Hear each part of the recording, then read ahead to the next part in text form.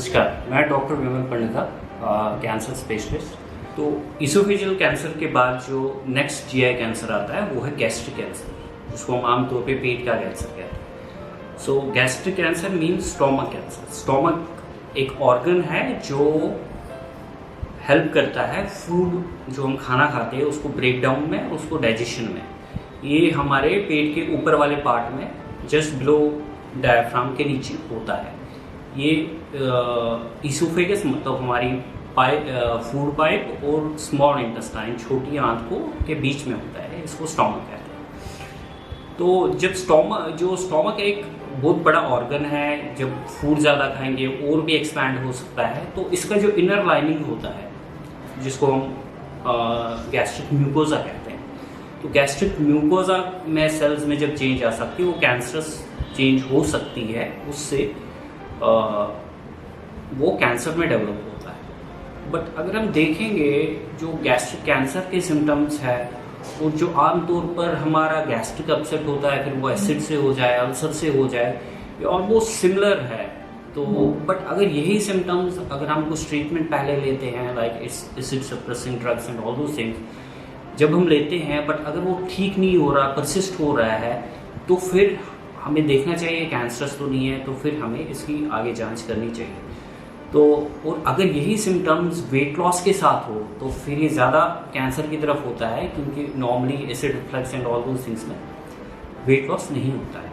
तो इसके क्या सिम्टम्स क्या होता है, जैसे स्वेलोइंग, फूड खाने में जैसे डिफ़िकल्टी आ सकती है, अटक रहा है खाना, तो पेन, अपर एब्डोमेन में डिफ्यूज सा पेन हो रहा है, या हम जैसे ही खाना खाते हैं ब्लोटिंग हो जाती है, हम थोड़ा सा ही खाना खाए तो हमें लग रहा है फुल हो गए, हमने काफ़ी खाना खा लिया, या खाना खाते ही हमें लग रहा है बहुत ज़्यादा फुल हो गया है।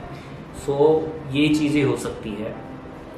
तो और क्या सिम्टम्स हो सकते हैं, हमें भूख कम होना, भूख कम लगना, हार्टबर्न जिसको हम कहते हैं, इंडाइजेशन, नॉशिया हो सकता है, वॉमिटिंग हो सकता है, कई आ सकती है, वेट लॉस जो जैसे मैंने बोला वेट लॉस हो सकता है, टायर्डनेस फील हो सकता है, और कभी कभी ब्लैक स्टूल्स आ सकते हैं। ब्लैक स्टूल्स, अगर ये जो कैंसर अगर ब्लीडिंग होता है वो जब तक नीचे आ जाता है वो ब्लैक टर्न होता है, तो ब्लैक स्टूल्स भी एक वन ऑफ द सिम्टम्स है स्टोमक कैंसर का।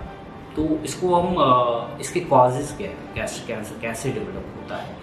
सो 100% हम क्लियर नहीं है अभी कि क्यों डेवलप होता है, कैसे डेवलप होता है, but there are some risk factors है जिससे ये गैस्ट्रिक कैंसर होने के ज़्यादा चांसेस है।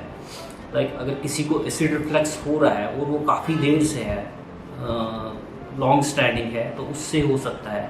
बैरस इसोफेगस लोअर हाफ ऑफ जो जंक्शन है इसोफेगस और स्टोमक के बीच में, वहाँ पे डेवलप उसको, जिसको हम मेडिकल लैंग्वेज में जी जंक्शन कैंसर्स कहते हैं। तो एक टाइप का इन्फेक्शन है, इसको हम हेलिको एच पाइलोरी के नाम से बोलते हैं, एक बैक्टीरिया है। तो अगर ये परसिस्टेंट इन्फेक्शन रहता है स्टोमक में, तो इससे भी लेटर ऑन कैंसरस चेंजेस आ सकती है। So infection, one of the infection is, इससे भी गैस्ट्रिक कैंसर हो सकता है। तो अगर कोई पर्सन को लॉट ऑफ सॉल्टी फूड्स या स्मोक्ड फूड खाने की आदत है, तो इससे भी थोड़ा रिस्क बढ़ सकता है गैस्ट्रिक कैंसर का। तो अगर हम अपनी डाइट में लो फ्रूट्स वेजिटेबल्स कंज्यूम करते हैं, तो इससे भी देखा गया है, इससे भी वो पे लोग जो परसिस्टेंटली लो फ्रूट्स और वेजिटेबल्स का यूज़ करते हैं, उनमें थोड़ा रिस्क ज़्यादा बढ़ जाता है। ऑल्दो यही रिस्क नहीं है, बट ये दूसरे रिस्क फैक्टर्स के साथ मिलके ये भी वन ऑफ द रिस्क बढ़ जाता है गैस्ट्रिक कैंसर होने का। तो स्मोकिंग एज सच, ये स्मोकिंग रिलेटेड कैंसर्स में आ जाता है, तो स्मोकिंग से भी इसका रिस्क बढ़ जाता है। तो किसी किसी को पॉलिप्स डेवलप हो जाते हैं, जिसको हम कॉमन लैंग्वेज में छोटे छोटे फोड़े हो जाते हैं इसमें स्टोमक में, तो वो भी एक रिस्क फैक्टर बन जाता है। तो किसी किसी का एक स्ट्रॉन्ग फैमिली हिस्ट्री होता है, मतलब बहुत सारे जनरेशन्स में स्टोमक कैंसर है, तो उनका भी स्टोमक कैंसर का रिस्क बढ़ जाता है। तो फिर कुछ जेनेटिक सिंड्रोम्स हैं जो हेरिडिटरी आगे आगे बढ़ते हैं जिससे रिस्क ऑफ गैस्ट्रिक कैंसर बढ़ जाता है। उनमें से लिंच सिंड्रोम है, जूनाइल पॉलिपोसिस सिंड्रोम्स है, प्यूजेगल सिंड्रोम है, फेमियल एडिनोमाइटिस पॉलिपोसिस सिंड्रोम्स है। तो इन सारे अगर किसी को ये जेनेटिक इनहेरिटेंस है, इसमें से कोई भी कंडीशन है, उसमें रिस्क बढ़ जाता है गैस्ट्रिक कैंसर होने का। तो फिर हम डायग्नोज कैसे करें? सो अगर किसी को भी ऐसे सिम्टम्स है जो ठीक नहीं हो रहे, कुछ देर में परसिस्ट हो रहे हैं या बढ़ रहे हैं, या 4-5 सिम्टम्स जो एक साथ हो रहे हैं, तो डॉक्टर की सलाह लेनी चाहिए। तो फिर डॉक्टर्स कैसे डायग्नोज करते हैं? तो जो सबसे मेन चीज़ है वो है एंडोस्कोपी। तो एंडोस्कोपी में कैमरा लगा होता है, उससे पूरा विजुलाइज जो अंदर वाला पोर्शन होता है स्टोमक का, जिसमें से एक्चुअल में ये कैंसर अराइज होता है, तो उसको हम कैमरा से अच्छी मॉडिफाइड इमेजेस में देख सकते हैं। और जहाँ पे भी एबनॉर्मलिटी लगते हैं उस साइड का बायोप्सी करके फिर हमें पता चलेगा ये कैंसरस है। कभी कभी अल्सर होता है, नॉर्मल अल्सर भी होता है, बट कैंसर भी अल्सर के तरीके से प्रेजेंट कर सकता है। तो जैसे ही बायोप्सी होगी उसी से पता चलेगा कि ये नॉन कैंसरस अल्सर है कि कैंसरस अल्सर है। सो उससे भी पता चलेगा हमें डायग्नोज।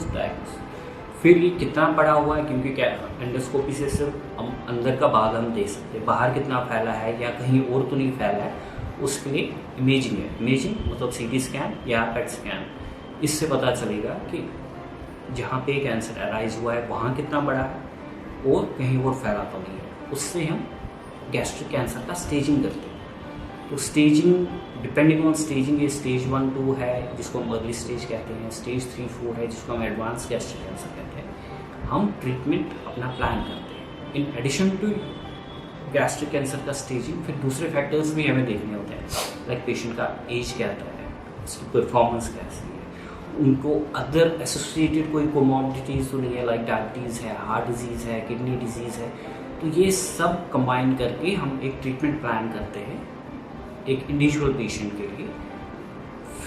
उसके अकॉर्डिंगली हम उसका ट्रीटमेंट स्टार्ट करते हैं। सो ट्रीटमेंट क्या है? अगर अर्ली स्टेज होता है यूजुअली हम उनको सर्जरी पहले करते हैं, क्योंकि कैंसर रिमूव करते हैं, और डिपेंडिंग ऑन उसका फाइनल रिपोर्ट क्या आएगा, फिर उनको कीमोथेरेपी देनी है, रेडिएशन देना है, वो देते हैं। अगर किसी किसी को ट्यूमर ऑपरेट नहीं कर सकते, तो ट्यूमर छोटा है बट उनकी ऐसी कंडीशन के ऑपरेट नहीं कर सकते, तो उनको हम कीमो रेडिएशन कंबाइंड रूप में दे सकते हैं, उससे भी ट्रीटमेंट खत्म हो सकता है। अगर अब एडवांस स्टेज है, फैला है, तो सर्जरी पॉसिबल नहीं है, कीमो रेडिएशन पॉसिबल नहीं है, उन केसेस में बाकी मोडेलिटीज़ ऑफ ट्रीटमेंट है जिसको हम सिस्टमिक ट्रीटमेंट कहते हैं। वो हो सकता है in the form of chemotherapy, वो टारगेटेड थेरेपी या इम्यूनोथेरेपी, ये सारे कंबाइन करके हम इनको इससे बेटर कर सकते हैं। सो प्रिवेंशन कैसे है, तो कैसे हम अपना रिस्क कम कर सकते हैं? तो अगर हम ज़्यादा फ्रूट्स एंड वेजिटेबल्स ले लें, उससे थोड़ा सा रिस्क कम हो सकता है। तो less salty and smoked foods है, उनका कंजप्शन हम कम कर दें या बंद ही कर दें, सो वो बेटर है। तो स्मोकिंग स्टॉप करनी है। सो इससे हम किसी हद तक ये रिस्क कम कर सकते हैं जिससे गैस्ट्रिक कैंसर ना हो। Thank you.